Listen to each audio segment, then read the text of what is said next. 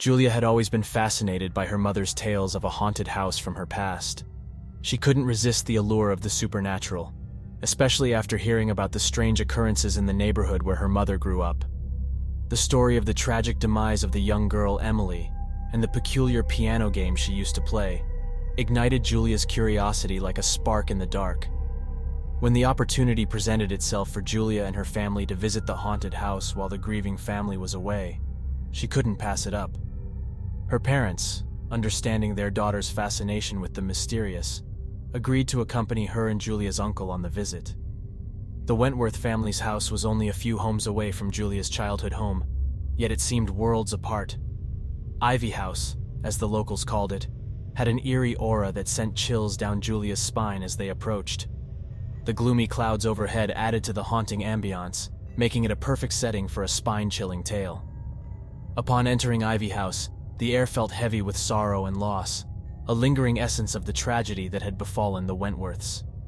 Julia's father and uncle made their way to the basement to tend to the pets, while her mother gravitated towards the grand piano that sat in the living room.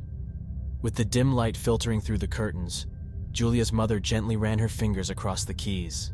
The piano emitted a haunting melody, as if it mourned the passing of Emily.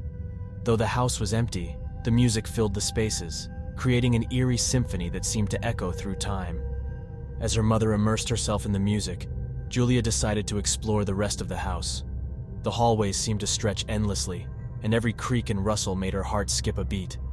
Despite her trepidation, she couldn't help but be drawn to the allure of the haunted house.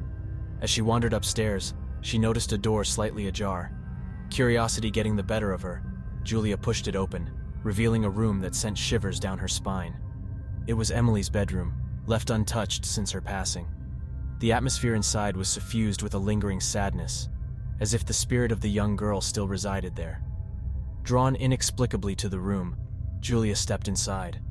The walls were adorned with pictures of Emily, a happy girl with a radiant smile. But the joy in those images now felt haunting, a stark reminder of the loss that had befallen the Wentworth family. As Julia gazed around, a sudden wave of dizziness washed over her. She clutched her head, feeling a sharp pain behind her eyes, much like a headache. The room seemed to spin, and she struggled to regain her balance. Fear crept into her heart, but she brushed it off, attributing the sensation to the gloomy ambiance. Shaking off the strange episode, Julia made her way back downstairs, where her mother was still playing the piano. She approached, feeling a sense of comfort in the music that seemed to momentarily push away the eerie atmosphere. As Julia's mother continued playing, a soft rustling sound reached her ears. She glanced around but saw nothing amiss. Assuming it was just the wind outside, she resumed playing, trying to lose herself in the melodies. But then, she felt something brush against her ankles. Startled, she stopped playing and looked down, expecting to see one of the pets sneaking around. But there was nothing there. Shrugging it off, she began playing again, hoping to distract herself from the strange sensation. Yet, the brushing feeling returned, more pronounced this time. It was as if something was trying to grasp her legs, to pull her closer to the instrument. Julia's heart pounded in her chest, and she looked under the piano, half expecting to see a mischievous pet playing tricks. But there was nothing. No pet, no cat, no sign of anything that could explain the eerie sensations. Determined to shake off her fear, Julia started to play once more. Yet before she could get too far into the piece, she felt it again, the unmistakable sensation of hands clasping her legs tightly. A chill ran down her spine, and the air seemed to thicken around her. Panic gripped her heart, and she dashed to the basement door, calling out to her father and uncle. They hurried upstairs, concern etched on their faces as they saw Julia's frightened expression. Outside the haunted house, Julia's uncle could sense that something was terribly wrong. He asked her what had happened, and she recounted the chilling encounters she had experienced at the piano. Her uncle's face turned pale, and he hesitated before revealing the haunting truth.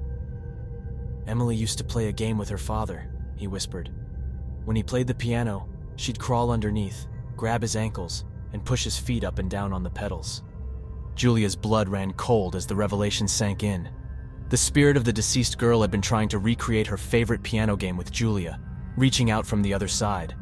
The haunting melodies that once brought comfort now sent shivers down her spine. The memory of Emily's tragic fate and the eerie encounters in Ivy House would forever be etched in Julia's mind.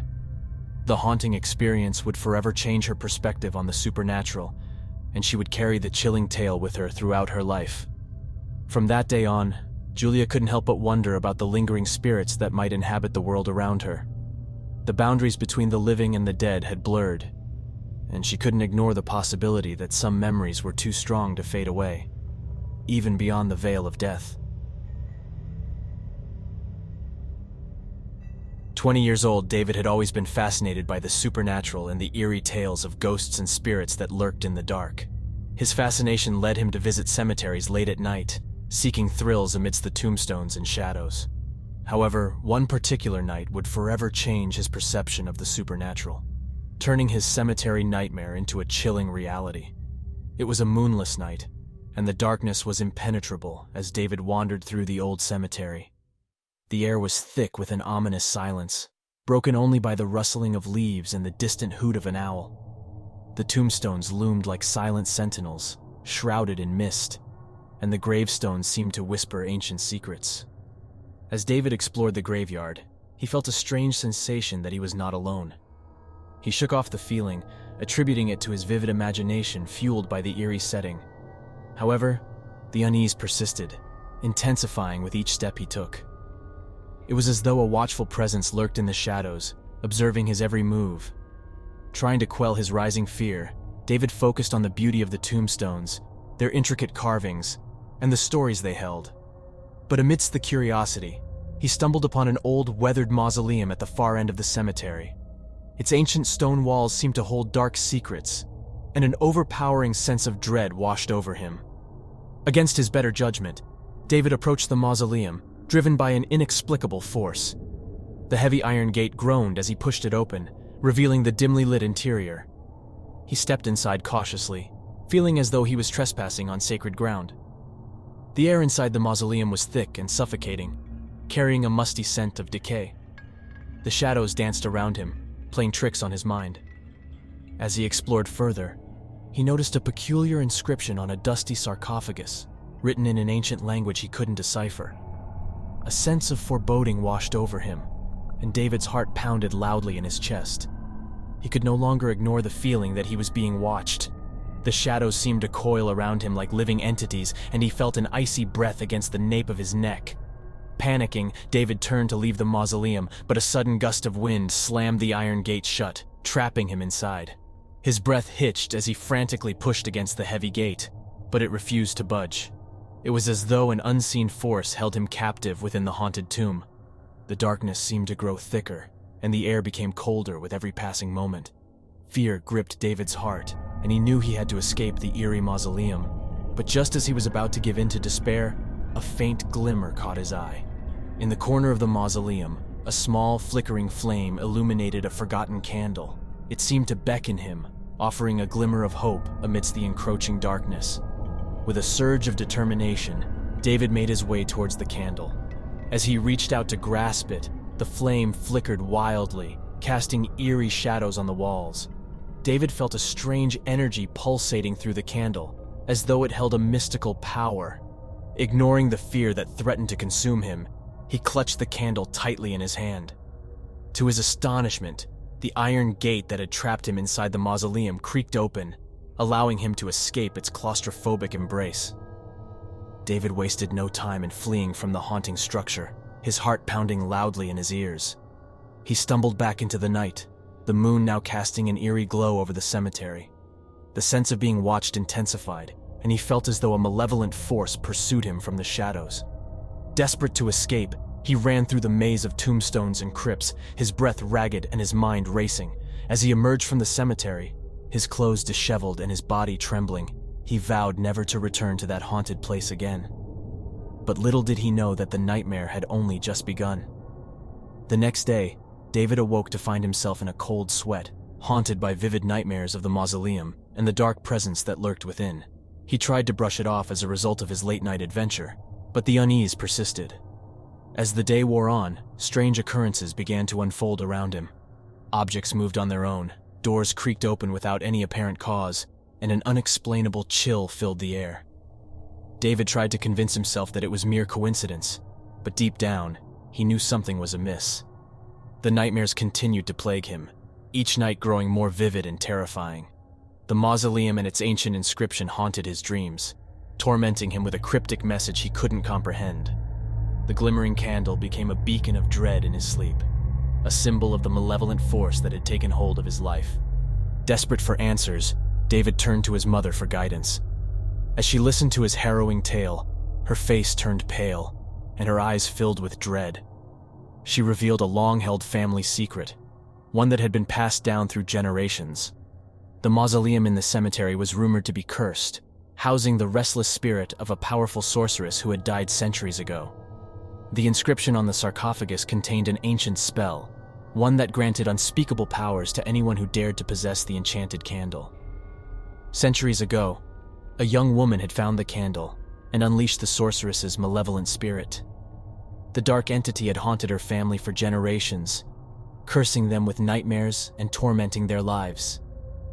David's mother knew that the only way to break the curse was to return the enchanted candle to the mausoleum and utter the incantation inscribed on the sarcophagus. But it was a dangerous task, one that required bravery and resolve. With the weight of generations of family history upon his shoulders, David ventured back to the haunted cemetery. The shadows seemed to whisper sinister taunts as he made his way to the mausoleum, clutching the dreaded candle in his hand. The iron gate groaned as he pushed it open, and he stepped inside the tomb that had haunted his nightmares. The air was thick with the sorceress's malevolence, and every step felt like wading through an abyss of dread.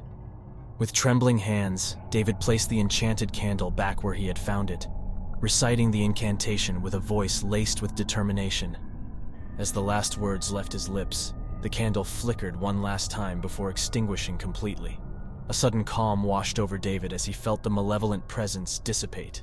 The curse had been broken, and the haunting spirits had returned to their slumber. He had freed his family from the torment that had plagued them for generations. As he emerged from the mausoleum, the weight of the curse lifted from his shoulders.